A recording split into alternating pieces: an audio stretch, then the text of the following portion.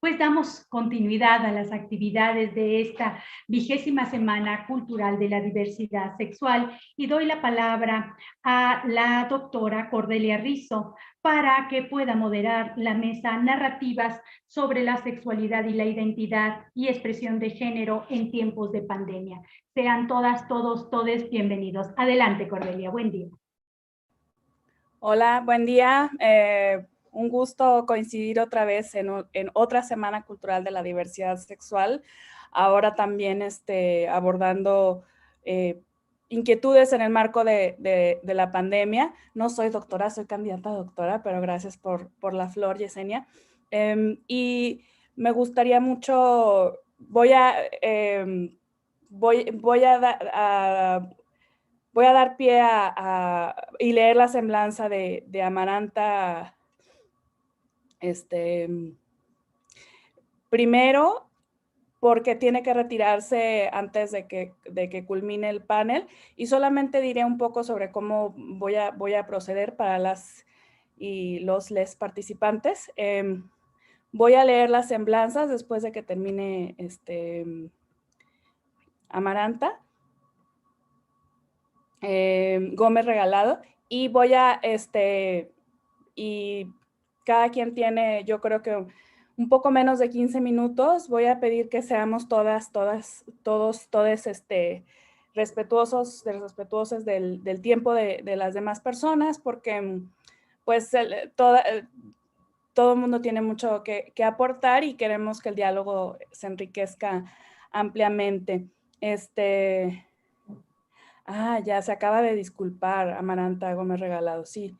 Uy, bueno, qué pena porque nos hará falta, pero bueno, procederé con el mismo, sí, 20 minutos para todas las personas, ahora que se ausenta Amaranta Gómez Regalado. Y bueno, yo les daré anuncio en el chat. Si no veo que en el chat reaccionan a los 5 minutos, voy a hacer uso de mi voz, nada más para que no se asusten si de repente escuchan, oigan, faltan tantos minutos. Nada más para poder dar espacio a que todo el mundo pueda expresarse y que vengan preguntas de fuera y diálogos a partir de estas preguntas. Espero que más o menos con los participantes del panel está bien.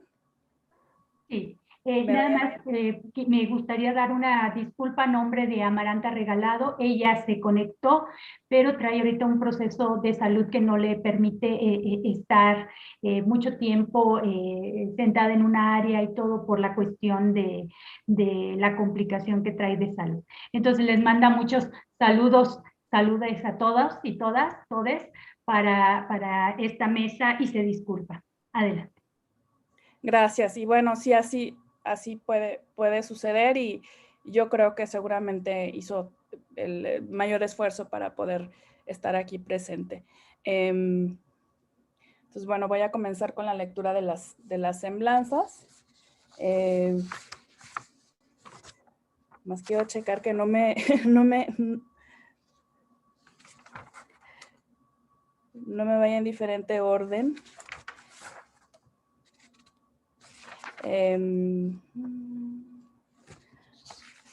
Voy a leerlos como están. Bueno, Irma Alma Ochoa Treviño, la maestra Irma Alma Ochoa Treviño. Sí, si podemos prender la cámara, las personas que vamos a participar, creo que sería muy importante para quienes nos están viendo y para nuestra interacción. Obviamente, si de repente hay una interrupción ya saben, de la conexión, bueno, se apaga, pero tratarla de tener prendida el mayor tiempo posible. Bueno, regreso. Irma Alma Ochoa Treviño es feminista, defensora de los derechos de las humanas, licenciada en Trabajo Social y maestra en género en Políticas Públicas por la Facultad de Filosofía y Letras de la Universidad Autónoma de Nuevo León.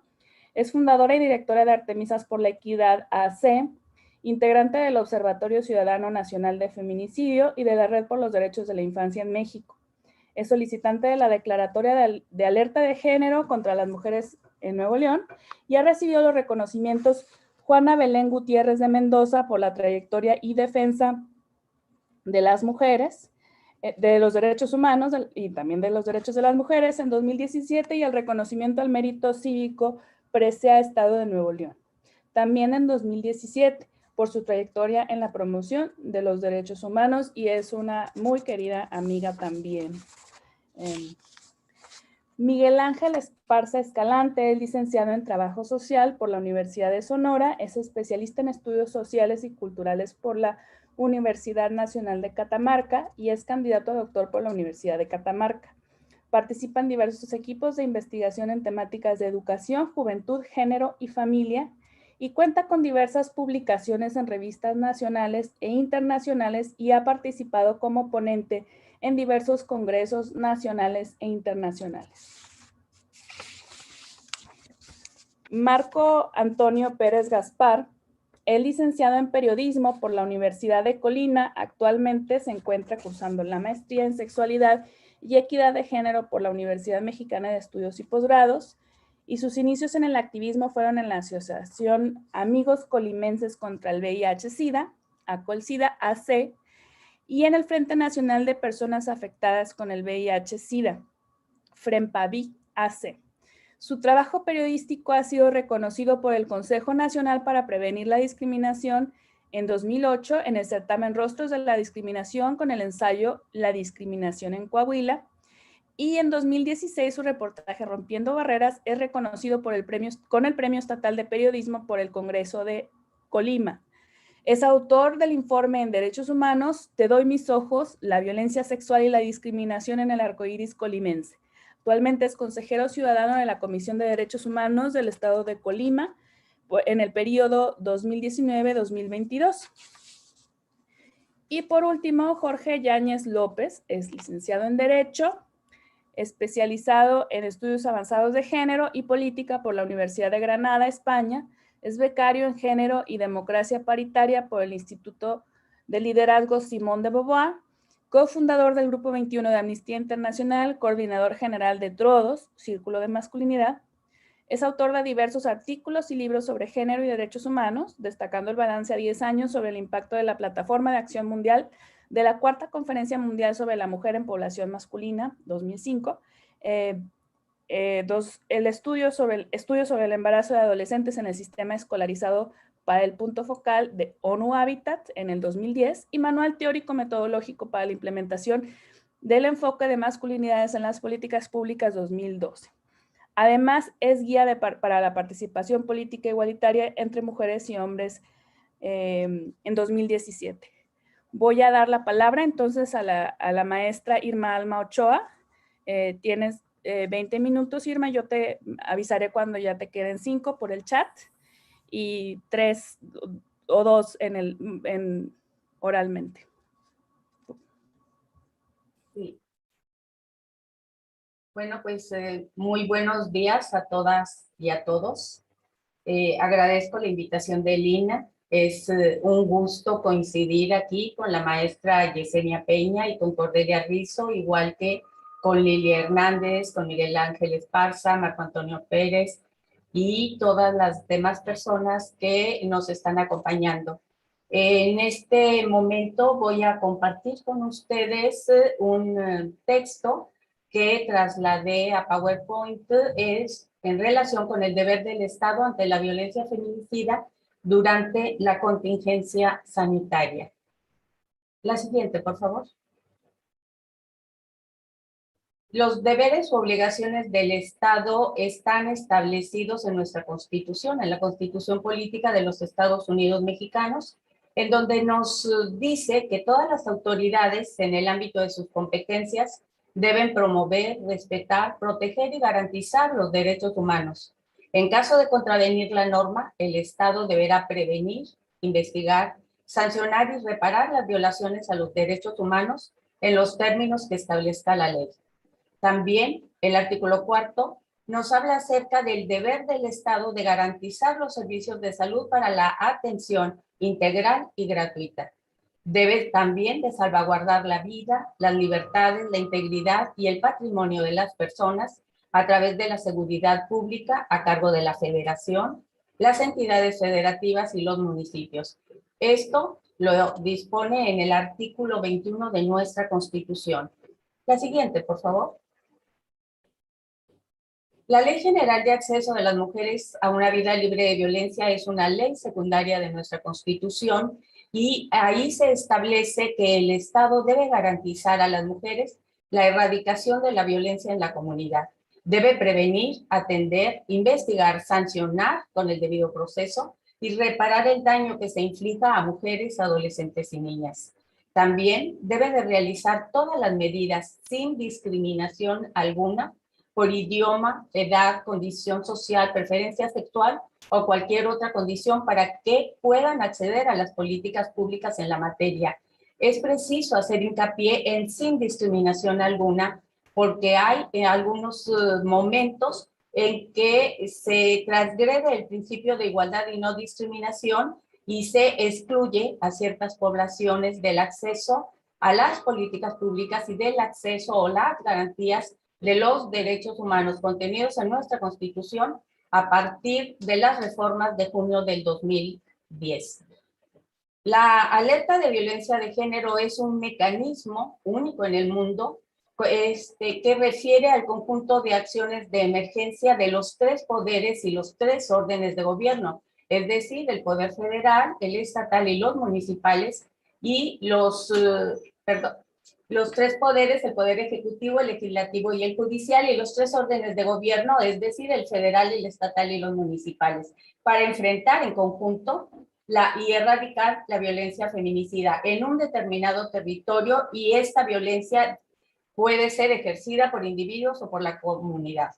La alerta de violencia de género tiene como finalidad garantizar la seguridad de las mujeres, el cese de la violencia en su contra y eliminar todas las desigualdades producidas por una legislación que agravia sus derechos humanos. El día anterior, el día 7, tuvimos una buena noticia que nos dio la Suprema Corte de Justicia de la Nación en relación con el derecho de las mujeres a decidir sobre su cuerpo. La siguiente, por favor. Esta es una imagen de cómo está actualmente la República Mexicana. Está coloreada de tono violeta, que es el tono que utilizamos por lo general las feministas, y nos representa las 26 alertas de violencia de género que se han declarado en 23 entidades de la República. De estas 23 entidades de la República, 2 de ellas tienen una alerta adicional de violencia feminicida y una de agravio comparado, y el Estado de México tiene una alerta por violencia feminicida y por desaparición. Este es uno de los trabajos de recopilación de datos que hace Artemisa por la Equidad, la asociación que yo represento, y está elaborado con datos de la Comisión Nacional para Prevenir y Erradicar la Violencia contra las Mujeres. La siguiente, por favor. Ya el mundo sabe que a partir de diciembre del 2019, la Organización Mundial de la Salud consideró que el síndrome respiratorio agudo que se había iniciado en la provincia de Wuhan, en China, es una pandemia. De tal forma que recomendó al personal sanitario adoptar precauciones contra la transmisión de gotas suspendidas en el aire y por contacto al atender a posibles pacientes. La pandemia, asociada a otros factores de riesgo, como la diabetes, la obesidad, las patologías cardíacas y de respiración crónica, se puede considerar una sindemia. Sindemia es un vocablo que inició Merrill Singer en la década de los 90. Él es un médico antropólogo estadounidense, para referirse a que cualquier tipo de pandemia conjunto con problemas sociales y culturales, como es el caso de la violencia contra mujeres, podría representar una sindemia. En marzo del 2020, la Secretaría de Salud Federal emitió un comunicado en donde recomienda a las autoridades sanitarias el uso de cubrebocas, lavado constante de manos, uso de hidrogel, sana distancia, limpieza de superficies con cloro o alcohol y el confinamiento doméstico como una medida de protección a los contagios del COVID-19, entre otros. La siguiente, por favor. A los hechos, en marzo 2020 se emite un comunicado del gobierno federal en donde se destinaron 3.500 millones de pesos para enfrentar la pandemia. Sin embargo, esta cantidad ha evidenciado una insuficiencia de recursos humanos y económicos para afrontar el problema sanitario. Se ha visto un agotamiento de personal sanitario, falta de camas, oxígeno, respiradores e insumos médicos, etcétera. Al 8 de septiembre 2021 han fallecido en México 3.433.000 personas, 262.868 han fallecido y 85.845.000 dosis se han aplicado. Hay una dificultad aquí porque la UNAM presentó una noticia en donde nos avisa que 4.057 personas han fallecido, trabajadores y trabajadoras del sector salud han fallecido a causa del COVID-19, 240.000 han contraído la enfermedad. Esto independientemente de la campaña nacional de vacunación que inició en 2020 y que en 2021 el personal sanitario de diferentes entidades de la República marchó demandando ser vacunado. La siguiente, por favor. Bueno, pues aquí la directora ejecutiva de ONU Mujeres expresó que el confinamiento es la situación perfecta para ejercer un comportamiento controlador y violento. El Instituto Nacional el INEGI, en un comunicado de prensa alrededor o en el marco del 25 de noviembre, dijo que el aumento de la violencia en el entorno familiar en los meses de junio a agosto posteriores al confinamiento sanitario pueden sugerir el agotamiento de las relaciones entre los integrantes del hogar. El aislamiento preventivo a causa de la pandemia recrudeció la violencia de género y feminicida. Esto lo dijo el Secretariado Ejecutivo del Sistema Nacional de Seguridad Pública. La siguiente, por favor.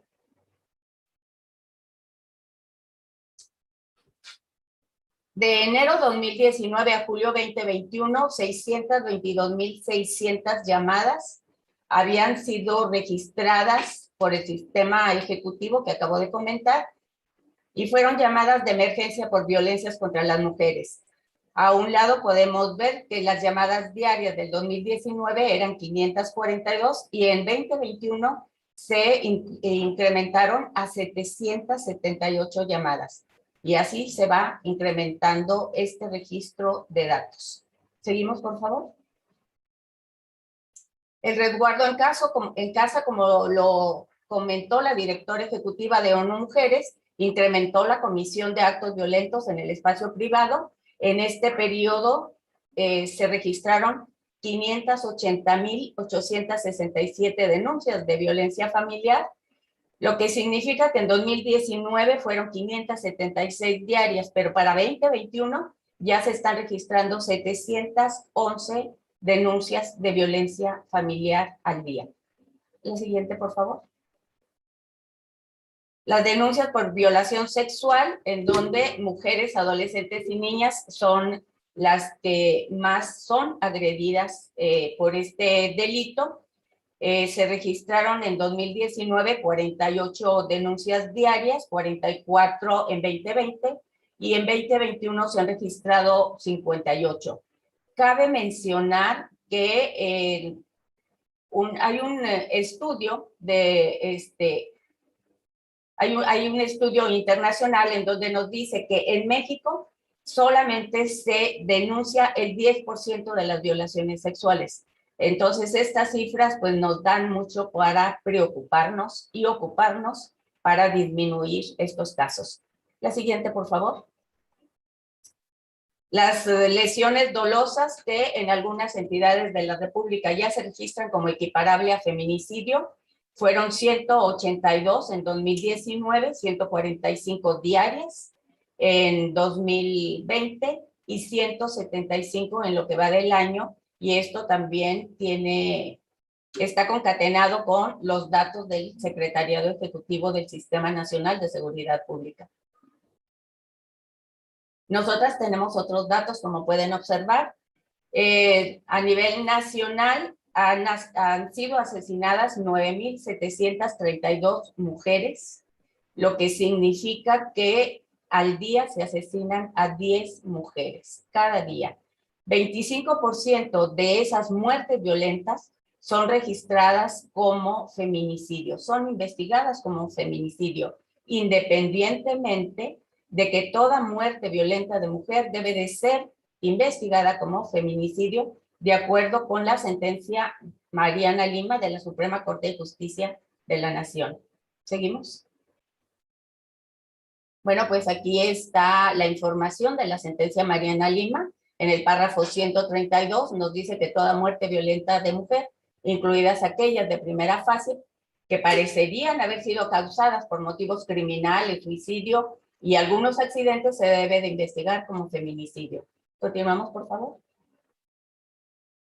En relación con los crímenes de odio por identidad de género, no están desagregados en los datos oficiales, al menos los datos las estadísticas que estuve revisando. Entonces encontré estos datos en el Observatorio Nacional de Crímenes de Odio contra Personas LGBT, y en 2 años, o menos de 2 años, 18 meses, se han registrado 113 crímenes de odio, en su mayoría en Veracruz, en Chihuahua, Morelos, Baja California, Estado de México, Jalisco y Puebla. Estos crímenes de odio en su mayoría son en contra de mujeres trans. Continuamos, por favor. Las estadísticas de género, desde nuestro punto de vista y desde el punto de vista de los objetivos del desarrollo, desempeñan un papel importante en la eliminación de estereotipos y en la formulación de políticas públicas. La CEPAL, por su parte, recomienda ampliar las fuentes de información para evidenciar problemas que no son o que son hasta el momento invisibles a las estadísticas. Por lo tanto, nosotras, como defensoras de derechos humanos, proponemos que el Estado debe de incorporar en la legislación el delito de crímenes de odio por identidad genérica, y su comisión debe de registrarse también en las estadísticas oficiales. Esto es lo que hemos estado haciendo a lo largo de más de 20 años para que se pudiese registrar el feminicidio como tal, como un crimen diferenciado al homicidio doloso. Continuamos, por favor. La Corte Interamericana de Derechos Humanos en 2009 emitió una sentencia en el caso González y otras, campo algodonero contra México, y ahí establece que los asesinatos, secuestros, desapariciones y las situaciones de violencia familiar no son casos aislados o episódicos de violencia, sino de una situación estructural y de un fenómeno social y cultural enraizado en las costumbres. Y estas violencias se fundan en una cultura de violencia y discriminación basada en el género. Continuamos, por favor. Terminamos con que las defensoras y defensores de derechos humanos estamos demandando no más violencia contra las mujeres, adolescentes y niñas. El Estado, por lo tanto, debe adoptar medidas específicas de protección que incluyen estrategias de prevención de hechos agraviantes, atención a las víctimas de delito y sanciones a quienes lo perpetran. El Estado debe acentuar la promoción de los derechos para que se conozcan, se ejerzan y se respeten. El Estado debe remediar las consecuencias de un hecho delictivo o evitar que éste se agrave con consecuencias irremediables. También debe garantizar a las víctimas de delito asistencia, protección, atención, verdad, justicia, reparación integral, debida diligencia y demás derechos consagrados en la Ley General de Víctimas y que están también establecidos en la sentencia de la Corte Interamericana de Derechos Humanos, campo algodonero. Muchas gracias. ¿Continuamos? Muchas gracias, Irma, por una presentación tan completa, en donde nos muestras cómo cómo el trabajo que vienes haciendo y cómo el estado actual de la violencia de género se agrava con la pandemia y crecen estas, y digamos que si ya había una urgencia, ahorita se ha desbordado por las condiciones previas, ¿no? Y eso lo que nos muestra un poco es que el género no es una categoría que podamos simplemente olvidar en estos análisis. Y ahora tendrá la palabra Jorge Yáñez. ¿Está por ahí, Jorge? Sí se encuentra. Sí. Muy bien. Adelante y gracias, Irma, por también estar dentro del tiempo y dejarnos un poco más de tiempo para un diálogo.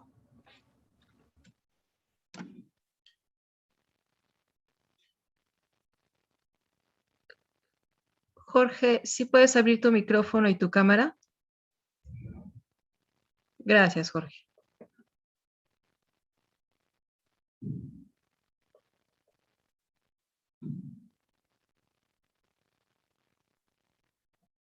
Sería tu turno para exponer, Jorge.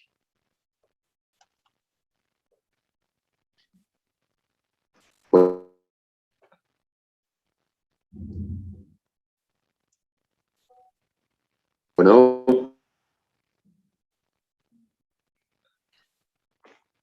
Sí se escucha, creo que está un poco cortado tal vez por la conexión.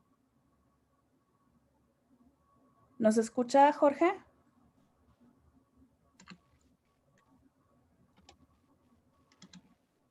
Quizás apagando la cámara pueda fluir mejor la comunicación.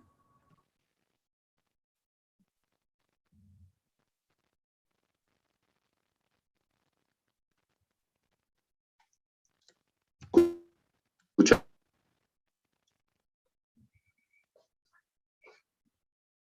Quizás en lo que se estabiliza la conexión de Jorge, podríamos pasar con Marco Antonio Pérez Gaspar, tal vez para no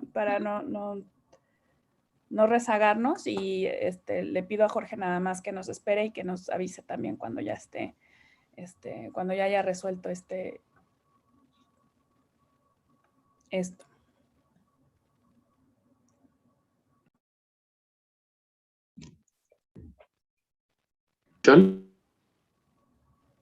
¿Sí? Marco Antonio, Jorge, ¿nos esperas que siga Jorge y ahorita, digo, Marco Antonio, y vemos ahorita cómo está la conexión? Sí, no hay problema, si quieres yo al final. No hay, o no, Marco, sí, tú sigue y luego vemos con Jorge, ¿está bien? Bueno, agradezco la invitación a la doctora Yesenia Peña y a Lili Hernández y a todo el equipo por las facilidades. ¿Me escuchan? Yo tengo algunas ideas que quiero compartir. La sociedad digital, las relaciones afectivo-eróticas ocultas en el ciberespacio durante la pandemia. El contacto digital a través del ciberespacio se ha visto fortalecido ante el panorama del COVID-19. Ha sometido a la humanidad en una situación inimaginable. Para algunas personas es como si fuera una trama de una película de ciencia ficción o apocalíptica. La desesperanza, la ansiedad han sido emociones encontradas que van y vienen ante los sucesos a lo largo del planeta. También nos ha llevado a ir reformulando nuestras conductas amorosas, sexuales. Hoy las redes sociales han desvelado lo que en ocasiones no nos atrevíamos a nombrar ante la falta de educación de la sexualidad. Nos ha empujado a llevar en ocasiones la discusión a temas que creíamos superados y que nos hacen replantearnos el ejercicio de una sexualidad plena, satisfactoria y corresponsable. Para las nuevas generaciones, lo que hace más de 20 años nos enseñaron como el cuidado de la salud sexual, hoy, ante los nuevos escenarios, tenemos que proponer acciones acordes con el respeto a las decisiones del cuidado de la salud. en lugar de censurar los comportamientos que nos pueden parecer censurables, tenemos que hablar más allá del tema del ABC del VIH. Actualmente tendremos que plantear el PrEP, de las nuevas posibilidades que existen para relacionarnos eróticamente. Por ejemplo, a nosotros se nos presentó acá en Colima un caso hace 2 años, precisamente cuando el tema del PrEP era apenas un proyecto de estudio en 3 ciudades de la Ciudad de México. Y nos pasó que un chico precisamente de la Ciudad de México estaba aquí en Colima, precisamente él tuvo digamos, una experiencia en grupo sexual donde pues, tuvo intercambio precisamente digamos, de tanto de líquidos seminales, y que él recurrió precisamente a un centro comunitario de diversidad sexual para ver si le podían apoyar con el PrEP. A veces la información que nos hacen llegar precisamente de otros estados, por ejemplo, creemos que a veces ya lo tenemos. Y este caso, digamos, actualmente ya el IMSS parece ser que ya lo tiene como una parte precisamente de las posibilidades que tienen los derechohabientes. Entonces, algo que tenemos que precisamente en lugar de censurar, yo tengo, digamos, hago un sondeo tanto en grupos de WhatsApp y de Facebook, donde todavía ahora ante la pandemia, pues se sigue, digamos, hablando de tener relaciones, digamos, sin protección, y pues es algo que todavía la gente está, digamos, renuente, pero en lugar de censurarlas, pues tendríamos que ofrecer estas otras alternativas para que ellos puedan precisamente acceder a las nuevas herramientas que existen. Para mucha gente todavía le cuesta el uso del condón y está, digamos, lo ve como una barrera precisamente para su cuidado de su salud. Y es importante. Hay otras discusiones que se hablan de por qué la corresponsabilidad. Las apps que tanto, digamos, las nuevas generaciones están utilizando, pues vemos precisamente que se ha ido incrementando en algunos la xerofobia, precisamente a que cuestionamos el por qué una persona que digamos, tuvo un diagnóstico relativo a VIH, ¿por qué ejerce su sexualidad cuando pareciera que no tendría que, digamos, que atender esa parte de su vida?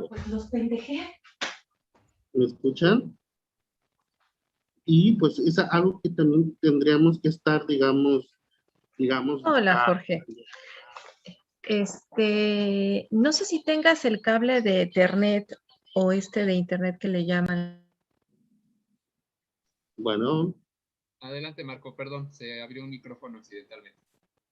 Y bueno, lo que yo les decía era esa parte de la corresponsabilidad de cuidar mi salud sin depositarle precisamente la responsabilidad a la otra persona, independientemente de su estado de salud, algo que debemos de abordar como una estrategia precisamente para combatir la xerofobia a quien ejerce su sexualidad. A mí me planteaba, por ejemplo, un profesor de secundaria que tiene, digamos, ya una visión mucho más global, porque es un maestro de inglés, y él me hablaba, por ejemplo, que sus alumnos le decían, pues es que en Green, pues hay una persona aquí en Colima que está precisamente invitando al cruising a tener, digamos, relaciones en espacios públicos, y sin protección, y bueno, se le había estigmatizado que esta persona, pues, digamos, vivía con VIH. Entonces yo, una de las abordes que yo hice con él es, bueno, él no se le tiene que prohibir el ejercicio de sexualidad. Al contrario, él conoce su estado de salud, pero también existe una corresponsabilidad de nosotros. No podemos dejarle a la otra persona toda esa, digamos, carga, depositar. Yo le decía, por más sano que tú puedas ver a una persona, tendríamos que, digamos, Actualmente yo veo, por ejemplo, anuncios donde se está, digamos, solicitando precisamente la prueba del COVID y son de las nuevas formas que estamos, digamos, encontrando. Vemos ya que algunos gobiernos municipales como en Sinaloa, pues están tomando medidas que en otros, precisamente en otros países se han, digamos, implementado, que es precisamente el que tú tengas, digamos, tu certificado de vacunación para poder acceder a espacios públicos. Ya Inglaterra en su momento decía que iba a prohibir precisamente que las personas tuvieran sus relaciones sexuales efectivas precisamente ante la pandemia. Y eso pues habla que pues, el Estado está de cierta manera invadiendo pues la intimidad de sus ciudadanos. Pero pues tenemos ahí, digamos, hay un gran debate que se tendría que empezar a hablar porque pues son cuestiones que tenemos que implementar. O sea, hoy pues, las redes sociales se han utilizado, digamos, no solamente para relacionarnos, sino para hasta, digamos, lo que se puede utilizar tanto en grupo como para cuestiones de, digamos, tener una intimidad y que eso, digamos, nos ha llevado precisamente a que muchas personas, digamos, lo sigan haciendo. Y el gran problema aquí que es, digamos, que entra, pues es la cuestión de los menores de edad. Se sigue, digamos, una de las cosas que yo he encontrado es que se sigue romantizando el abuso sexual y que para un gran sector de la comunidad, pues se ve, digamos, sus opiniones como algo que no censurable y que en el momento en que sale alguien a decirles, pues dejen de romantizar esa parte porque el abuso sexual es tanto aquí en China, abuso sexual y tenemos que estar en contra de él. Todavía hay ciertas personas que están, digamos, que no están precisamente las opiniones que no van con esa parte que, digamos, de la pedofilia, que es importante señalar y que a veces no queremos, digamos, poner el tema y que a mí me ha tocado precisamente salirme de ciertos grupos porque precisamente hay una parte, digamos, de gente de Latinoamérica que sigue, digamos, con esta apertura de apoyar estos actos que están, digamos, vulnerando la integridad de la niñez y que es importante hablar. Otro de los temas que tanto están haciendo ruido y que yo veo y que mata mucho en Latinoamérica, eso es la cuestión de los roles sexuales en la intimidad. La falta de la educación de la sexualidad ha contribuido precisamente a fortalecer el machismo hacia quienes tienen una vida erótica, homoerótica receptiva, siendo feminizadas por quienes en su momento son sus parejas de elección. Hace menos de 2 horas, una persona precisamente hacía ciertos comentarios y yo le decía, bueno, es que te hace falta precisamente entender la cuestión de la sexualidad masculina para que no sigas marcando precisamente esta cuestión de, digamos, remarcando precisamente el machismo. El día de ayer había otro chavo que decía, por ejemplo, la higiene sexual la relacionaba precisamente con los roles sexuales y que o sea, yo tuve que escribirle un comentario diciéndole, bueno, que no, que esas preguntas siguen fortaleciendo precisamente este panorama precisamente de machismo y que muchas de las gentes precisamente no se visualizan independientemente de siendo gays, no se visualizan como hombres machistas y tendría que hacerse un trabajo de desconstrucción de la masculinidad y que es algo que los estados tendrían que fortalecer, digamos, las nuevas masculinidades y que es algo que queda pendiente precisamente para ir combatiendo precisamente la homofobia que existe en Latinoamérica. No por nada, digamos, somos los países de México hasta Brasil donde es alta precisamente los casos de crímenes de odio. Y pues no está más allá, ya lo dijo aquí Artemín, Irma, pues la cuestión de la violencia de género, y que es algo que se tendría que atender, y que a veces no es algo que nos atrevamos a decirlo precisamente en espacios de redes sociales. Otra de las cosas que nosotros hemos encontrado, pues es, digamos, ante el panorama, digamos, desalentador laboral, pues ha contribuido a que hombres gay se hayan integrado precisamente al trabajo sexual. Y esto no solamente tiene que ver al trabajo sexual en calle, sino se sigue siendo, sino que ahora se están aprovechando precisamente las plataformas, la tecnología, la internet, precisamente para acceder a esas páginas. Hay personas que han visto precisamente como una alternativa precisamente a lo que ellos venían haciendo.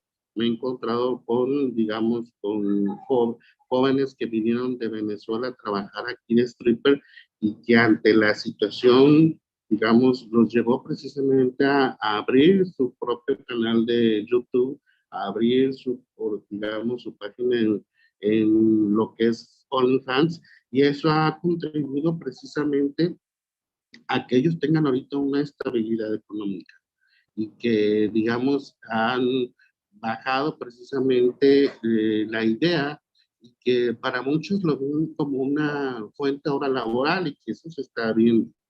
Esto ya está siendo abordado precisamente en un programa televisivo como fue La Rosa de Guadalupe, donde precisamente el chico que interpreta al personaje en la vida real, precisamente abrió digamos, su propia página de OnlyFans porque vio precisamente la demanda que hay precisamente de material.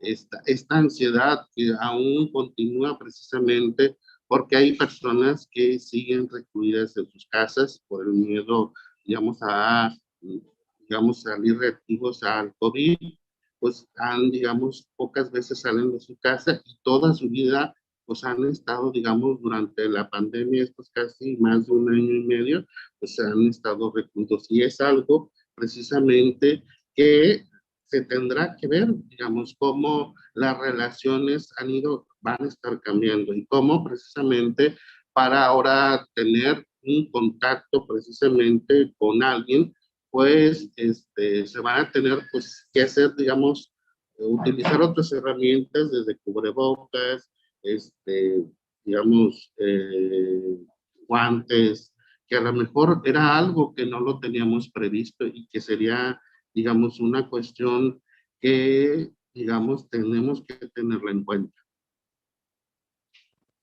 Creo que por aquí es parte de lo que yo he venido viendo y que les pongo en consideración que pues hay mucho precisamente por hablar del tema y que estamos todavía en cuestiones elementales, pero que se estarán precisamente viendo mucho más adelante hacia dónde nos lleva, porque bueno, ya se ha mencionado aquí que, pues, digamos, ante digamos, la falta de que la gente vaya a las campañas, acceso a la prueba, pues eso, digamos, se sigue incrementando. Entonces tenemos que buscar otras alternativas precisamente para ver cómo podemos, digamos, promover estilos más saludables digamos, ante este nuevo panorama que nos está poniendo el COVID. Dejaría yo aquí por el momento para si hay algún cuestionamiento. Tienes todavía un poco de tiempo por si quieres concluir de alguna otra forma y tienes unos 3 minutos más, pero si quieres podemos pasar a la siguiente intervención y ya al final dejamos las preguntas, ¿no? Que la gente anote. Para las preguntas. Sí, las preguntas serían al final, Marco. Al final las preguntas. Igual si quieren lo dejamos para el final. Sí, serían para el final. Y nada más, se está conectando Jorge Yáñez mediante el celular. Démosle un momento, por favor, para que se pueda conectar y dar su ponencia. Y yo agradezco mucho a Marco Antonio Pérez Gaspar por iluminar estos espacios de interacción y de relación de identidad y expresión sexual que obviamente, que además están en jaque, ¿no? Con lo que ha pasado ahora con OnlyFans, cómo se olvida que justo en este momento esa plataforma se había vuelto muy importante para el sostén económico de personas que habían estado llevando a cabo el trabajo sexual de una manera, pues, sostenible y que les había estado dando dividendos. Y también lo importante, ¿no? Que es conocer que el PrEP, pues, ya no es nada más una relación, una posibilidad médica, una posibilidad sanitaria en Estados Unidos, sino que también lo es ahora en México. En vez de censurar esto que se ve como plenitud y feminizar estas conductas, pues habría que aprovechar, ¿no? Estas posibilidades y estos accesos de salud que son ya una realidad en México.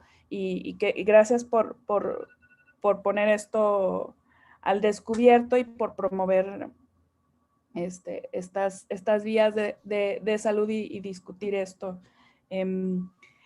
Pasamos ahora con Jorge Yáñez.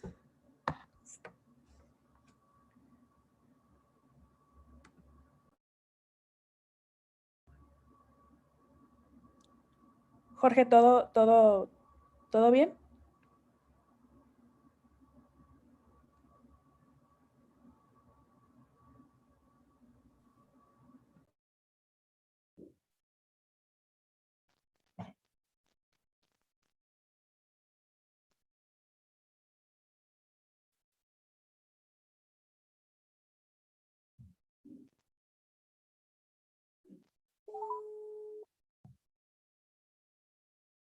Bueno, Adelante, Jorge, por favor.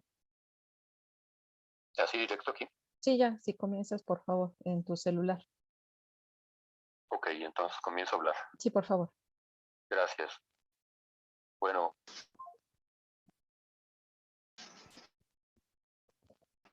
Bueno, Se está escuchando. mi ponencia va dirigida principalmente a situar elementos de las masculinidades tradicionales que se han visto exacerbados a raíz de la pandemia de COVID, que, bueno, a nivel mundial impactó a la población del año 2020, muy en particular por la obtención de ingresos económicos en los hombres para garantizar cobertura de gastos, familia y pareja en circunstancias de confinamiento. Hay que aclarar que buena parte de esto es en el contexto de la Ciudad de México, para que pueda haber, digamos, que en un momento dado un contraste o una con otras entidades federativas. Dentro de las finales mónicas, entendidas como roles de género, ejecutados en el ámbito de lo público, principalmente el de ser proveedores económicos con nula participación en actividades intradomésticas, con relación distante en la comunicación de emociones hacia sus hijos e hijas y con frecuentes manifestaciones de violencia para imponer sus decisiones hacia su pareja. No obstante los avances en materia de empoderamiento de derechos de un importante porcentaje de la población de mujeres, este modelo tradicional de masculinidad sigue prevaleciendo.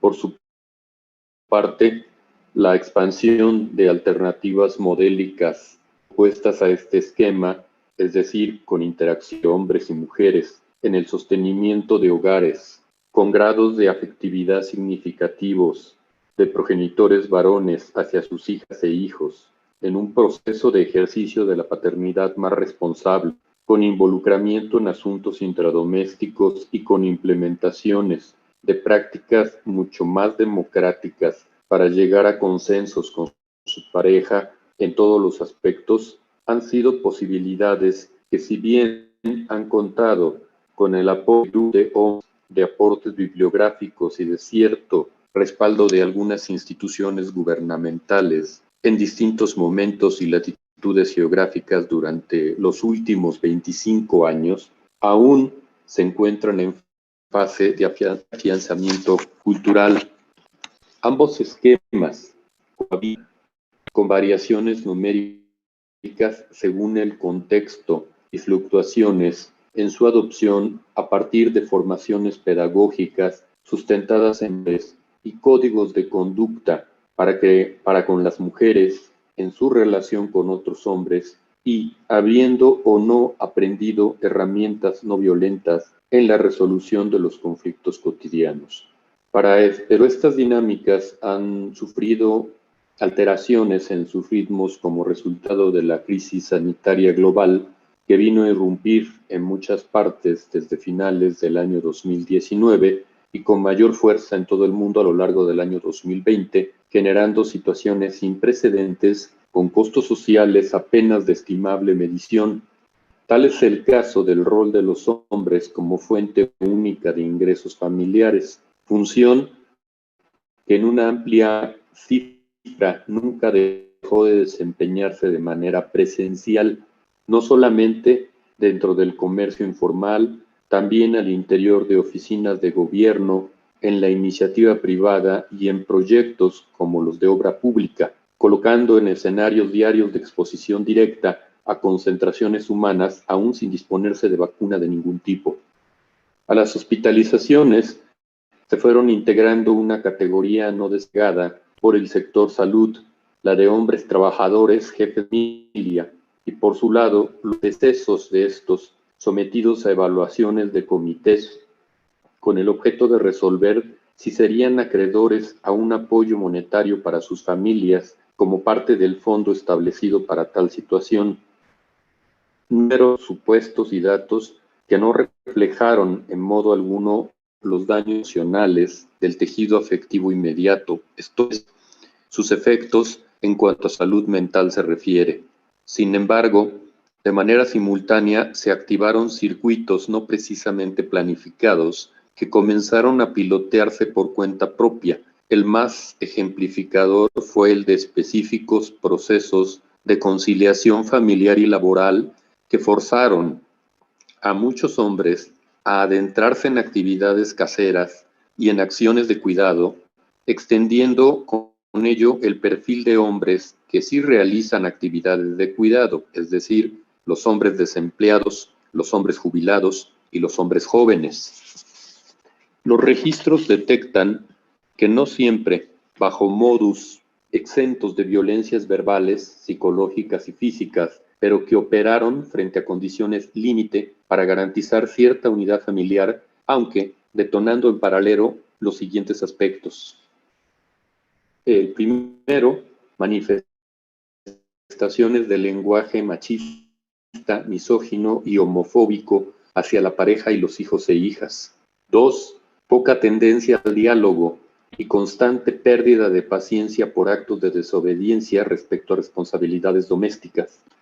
3, violencia verbal y física por dificultades de hijos e hijas menores de 15 años en el manejo de clases virtuales. 4, imposición de silencios con violencias en horarios con presencia paterna. Y 5, el condicionamiento de permanencia en los espacios de casa hacia adolescentes y jóvenes no heterosexuales a cambio de guardarse cualquier expresión de su orientación sexoafectiva. En síntesis, el hogar familiar dejó de ser un espacio seguro para la integridad de muchas juventudes y adolescencias y un cultivo de reiterados eventos de abusos y violencia de género. La información fue soportada por el informe sobre infancias encerradas de la Comisión de Derechos Humanos de la Ciudad de México, presentado a finales del 2020, más el informe anual 2020-2021 de Amnistía Internacional, y asimismo los informes sobre poblaciones LGBTI en condiciones de encierro realizados por las organizaciones Opción B y Musas de Metal en el 2020. Asimismo, el informe del Observatorio de Género y COVID-19 la pandemia que agravó la desigualdad de género, que concentra un buen número de organizaciones que trabajan en el tema, principalmente de mujeres. Pero una sistematización específica sobre el comportamiento de los hombres desagregado por edad, pertenencia étnica, estrato socioeconómico y por orientación sexual e identidad o expresión de género continúa siendo un pendiente.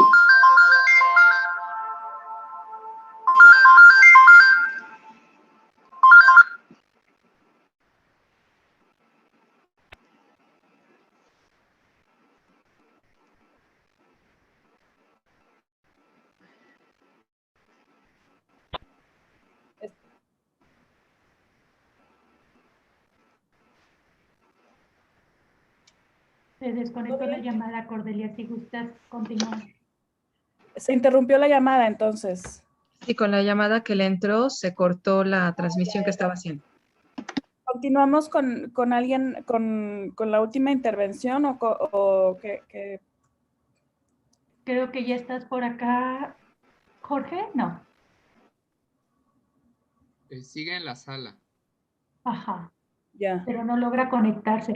¿Te parece bien, Cordelia? Y hay algunas preguntas del público, si quieres 2, 3 preguntas y después continuamos con Jorge y con nuestro siguiente compañero, con Miguel. Adelante. Perfecto. Preguntas del público. Bueno, hay una felicitación a las conferencistas. Pregunta número 1, si el PREP en México no es para todas y también si es solo para las trabajadoras sexuales, las personas trabajadoras sexuales comerciales. 2, que yo creo, dejaría, bueno, una de esas, yo creo que esa pregunta tiene como alguna respuesta más concreta. 2, que si existen ITS, infecciones de transmisión sexual que se puedan contagiar incluso con el uso de anticonceptivos de barrera y cómo se recomienda proceder en términos de salud sexual en la pandemia. Yo supongo que estas preguntas van para Marco.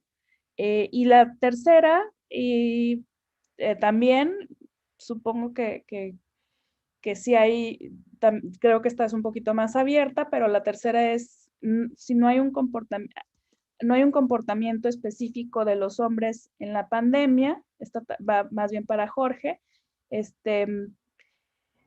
¿cómo motivar el interés? Supongo que el interés de que cambien las conductas y que haya una reflexión sobre masculinidades. Las primeras 2 para Marco, la tercera para Jorge. Marco, no sé, si quieras responder. Lo veo que no está se salió de del panel. O si quieres tú, Irma, no sé si quieras responder a la tercera pregunta que me pareció que era un poquito más amplia, cómo motivar los cambios de conductas en hombres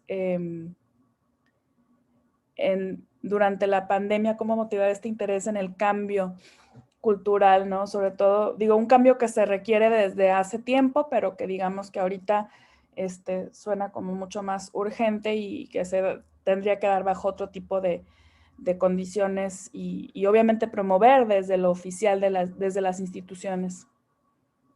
Pues bien sabes, Cordelia, que desde hace más de 20 años hay grupos de hombres que están estudiando las masculinidades y que, bueno, pues esa podría ser una de las propuestas, ¿no? Continuar trabajando en su masculinidad para evitar las agresiones, conocer todos los derechos humanos, aprender a respetar a las personas que somos diversas de esta situación heterónoma, y de esta situación, digamos, de este hombre blanco, joven, con profesión, etcétera, etcétera, ¿no? Entonces, bueno, todas las personas somos diversas, entre géneros, pero también somos diversas intragenéricamente.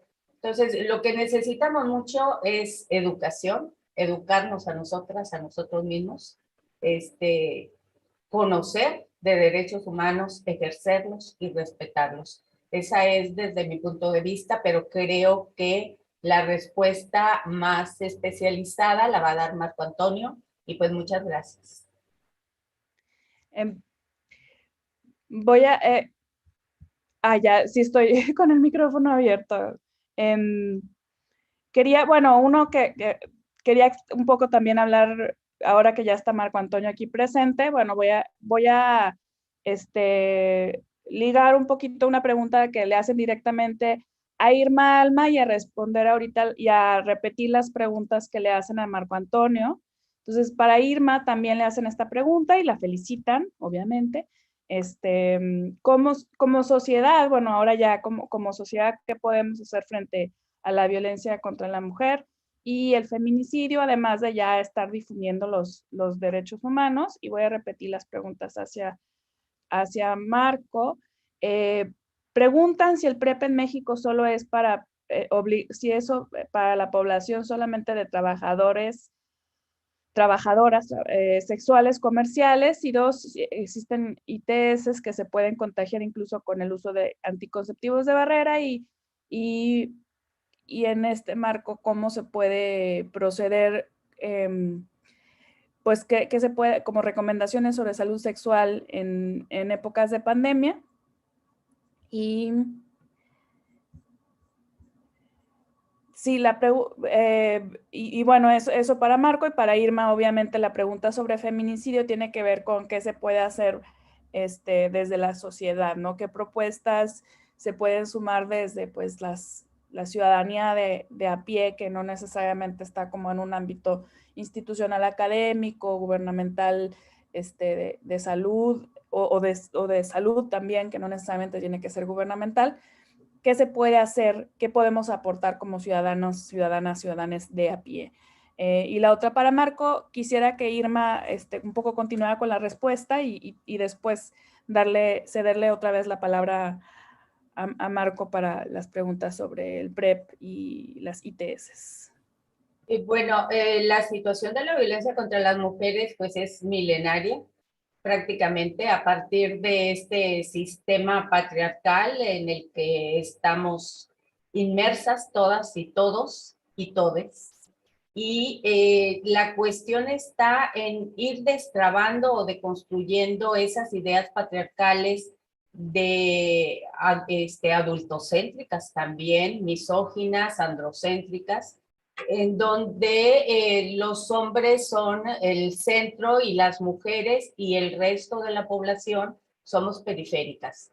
Creo que esa deconstrucción social nos ha estado llevando mucho tiempo. Poco a poco se ha ido desmontando algunas cosas, algunas situaciones también se han ido registrando en las leyes, pero creo que de principio y desde nuestra posición como defensoras de derechos humanos, el respeto a las diferencias es el eje de toda política pública en relación con todas las personas sin discriminación alguna.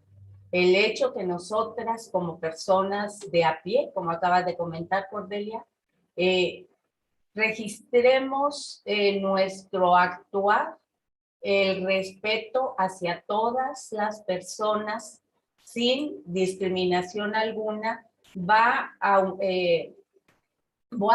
haciendo un parteaguas para que se empiece a deconstruir este sistema patriarcal que nos está llevando a una situación o nos tiene en una situación bastante crítica.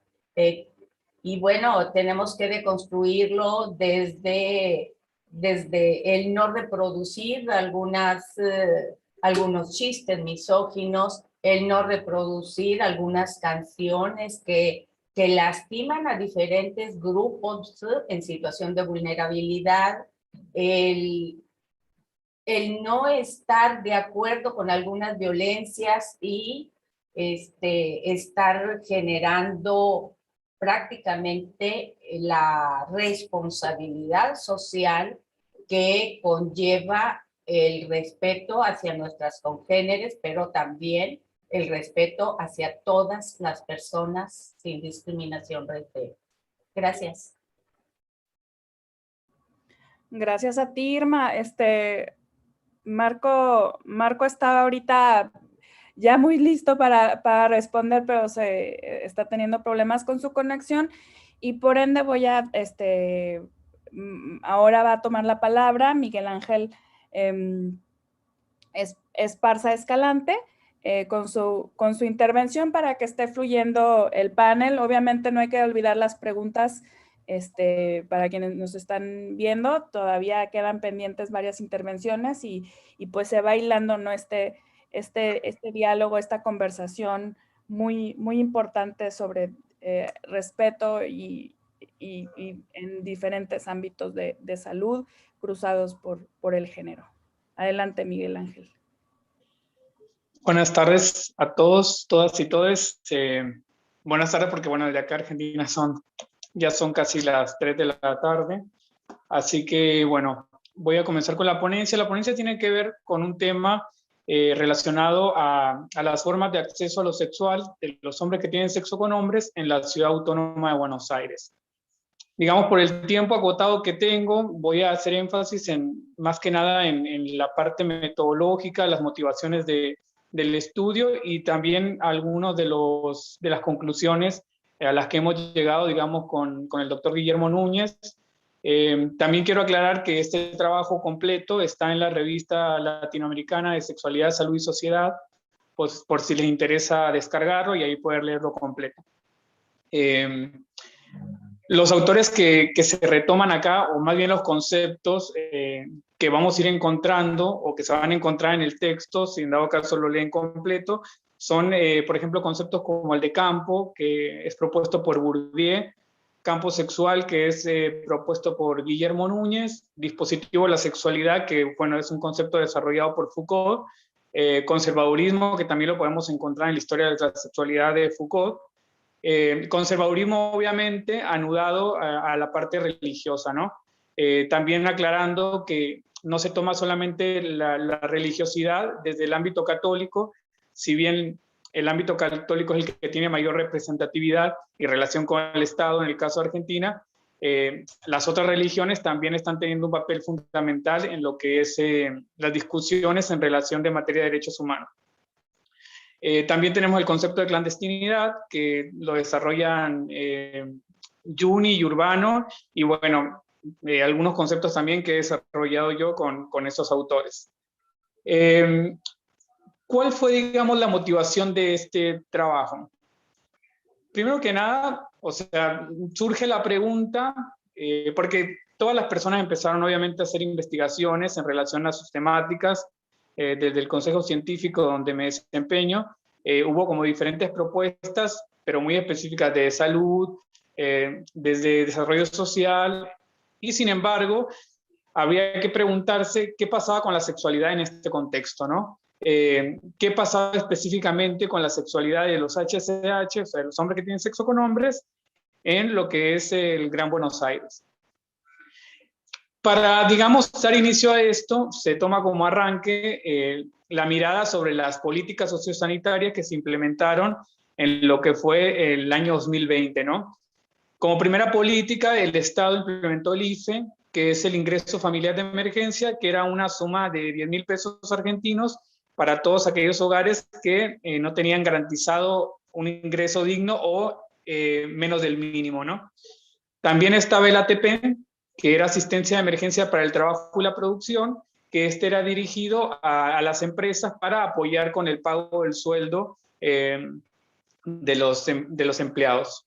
También se entregaban bolsones de comida, había atención médica virtual, ya la atención, porque todos los hospitales se abocaban a la atención de COVID.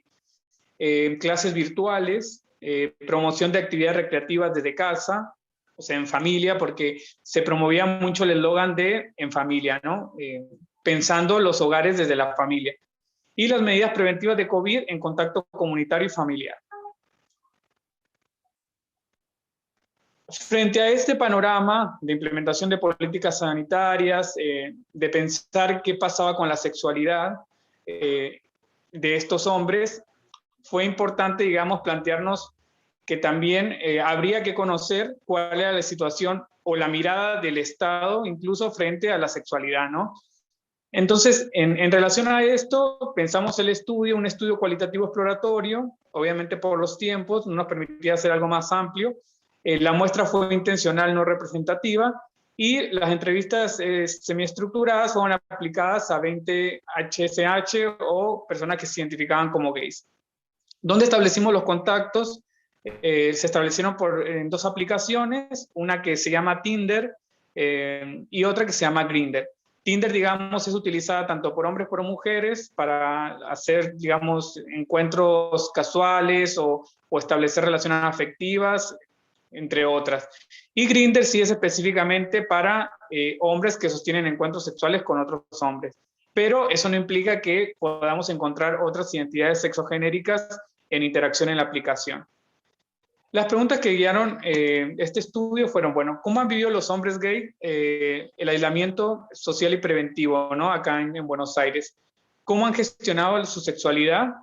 ¿Cuáles son los significados que ponen en juego al momento de gestionar su sexualidad en un contexto de aislamiento preventivo social y obligatorio y de riesgo, en este caso, de infección por COVID-19? ¿Cuáles son las estrategias de los hombres gays para llevar a cabo las prácticas sexuales? ¿Qué riesgo asumen los hombres, en este caso gays, al exponerse al COVID-19 y cómo entienden el riesgo? ¿Y cuáles son las diferentes reacciones de los hombres gays después de llevar a cabo las prácticas sexuales transgrediendo el lapso? Bueno, para contextualizar un poco, me parece importante mencionar que de la formación del Frente de Liberación Homosexual en 1971 en Argentina, se han generado importantes avances en materia de derechos y de inclusión. Por ejemplo, dentro de esos avances encontramos la aprobación de la Ley 26.150 de Educación Sexual Integral, aprobada en el 2006. Y obviamente con la particularidad de cada provincia se podía adherir. Después tenemos el matrimonio igualitario en todo el territorio nacional, aprobado mediante la Ley 26.618 en el año 2010. Y por último tenemos la ley que establece el derecho a la identidad de género de las personas, aprobado por la Ley 26.743 en el año 2012. Sumado a esto, el año pasado se aprobó el aborto legal, seguro y gratuito también en Argentina, ¿no? Bueno, esas transformaciones legales nos podrían, digamos, dar un panorama de un país con bastante inclusión, presencia de derechos humanos.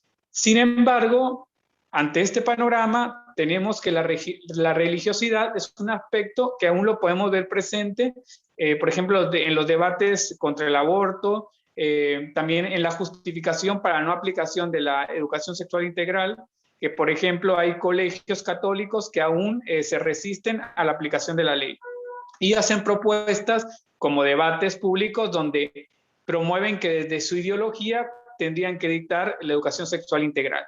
Entonces, ante esta presencia de la religiosidad, también nos encontramos que un Estado que tendría que ser laico no lo es totalmente, porque en este caso encontramos que en las instituciones públicas del Estado se encuentran imágenes religiosas, se encuentran visitas hechas por los obispos para, en este caso, bendecir los espacios públicos. Se nota la presencia de las personas que asisten a estos espacios, donde van y tocan, dejan arreglos a las imágenes religiosas. Entonces, de cierta forma, por un lado tenemos el avance de los derechos y por otro lado tenemos que la religiosidad y la moral cristiana siguen muy presentes en los espacios que tendrían que ser laicos, ¿no? Algunos datos que se dan en este contexto de pandemia, en este contexto de derechos, en este contexto de conservadurismo, es que se implementó el APSO, que es el aislamiento preventivo social y obligatorio, el cual no se podía romper porque había sanciones. Había dificultades de acceso a lo sexual de aquellos hogares unipersonales o compartidos con grupos de amigos. Entonces, por ejemplo, los hombres gays, dentro de su proyecto de vida, en lo que es el Gran Buenos Aires, una de sus principales proyecciones es vivir solos en hogares unipersonales. Con el tema de la pandemia, esto resulta un obstáculo para el acceso a lo sexual. Encontramos también que desde el Estado existieron nulas políticas estatales en relación a lo sexual. Todas las políticas fueron abocadas a diferentes áreas, pero de la sexualidad no se habló en todo el 2020. El regreso de los sentidos de clandestinidad, porque ante este contexto, la clandestinidad volvió a ser el medio mediante el cual los hombres que tienen sexo con hombres o los hombres gays pudieron acceder al encuentro sexual. También encontramos que hubo abuso de poder por parte de la policía, se registraron varios casos, y la vigilancia, un aumento de la vigilancia y el control social. Que estos, digamos, serían como aspectos que toma Foucault en el dispositivo de la sexualidad. Obviamente, en los tiempos en que lo plantea Foucault, esa vigilancia y esa regulación estaba dada más por lo que eran aspectos religiosos, de la moral, del catolicismo, de la heteronorma, pero en este contexto obviamente se justifica en relación a evitar la propagación de una epidemia como, bueno, es el COVID-19. Sin embargo, algunas instituciones, al no estar capacitadas en materia de derechos humanos, lo que hacían era tomar esta, digamos, vigilancia y control social que, por ejemplo, tenía la policía para reprimir, para castigar, para estigmatizar, y se dieron, digamos, varios casos donde, por ejemplo, encontraban a ciertos hombres gays en reuniones y lo que hacían era exponerlos públicamente, o sea, grababan con los celulares los mismos policías y los exponían públicamente. Entonces, este tipo de discriminación se hacía más presente y más justificativa por el contexto de la pandemia. Dentro del, digamos, de las conclusiones o de los datos más duros que obtuvimos, tenemos en un principio que las estrategias de los hombres gays para gestionar el encuentro sexual en tiempos de pandemia, bueno, es mediante el uso de las aplicaciones.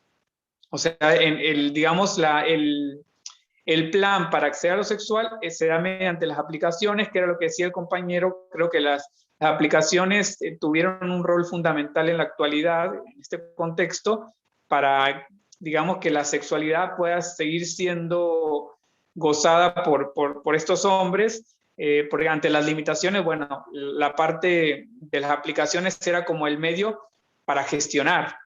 Obviamente, acá hay una pequeña diferencia de que creo que lo que planteaba el compañero se decía que, bueno, mediante algunas aplicaciones como OnlyFans, puede ser incluso Grindr, se puede interactuar o dar expresiones de lo sexual.